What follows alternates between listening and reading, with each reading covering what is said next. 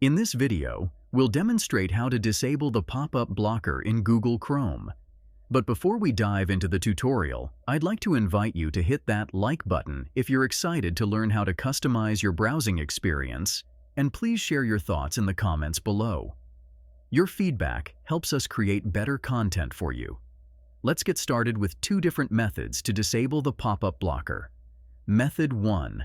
Disabling pop-up blocker. For all sites, open Google Chrome and click on the three vertical dots in the top right corner. Select Settings from the menu. On the left-hand side, find and click on Security and Privacy. Scroll down to the Site Settings section and click on Pop-ups and Redirects. Under Default Behavior, you'll see options. To disable the pop-up blocker for all sites, select Allow sites to send pop-ups or use redirects. Please note that this method will apply the changes to all websites, allowing pop-ups and redirects by default. Method 2. Disabling pop-up blocker for specific sites. Go to the specific website for which you want to allow pop-ups. Click on the padlock icon in the top left corner, next to the domain name. Select Site Settings. Locate Pop-ups and Redirects in the site settings.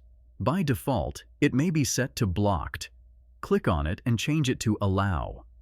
This method will only change the setting for the individual site, allowing pop-ups and redirects for that site, while the general pop-up blocker setting remains in place.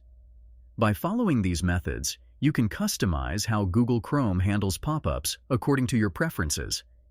Remember that it's important to be selective when allowing pop-ups, as they can sometimes be related to security risks.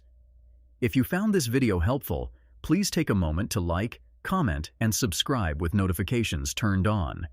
Your likes and comments inspire us to create more content like this, and subscribing ensures you won't miss our future tutorials. For more tutorials, visit our website at MediaMagnetGuide.com. Thank you for watching.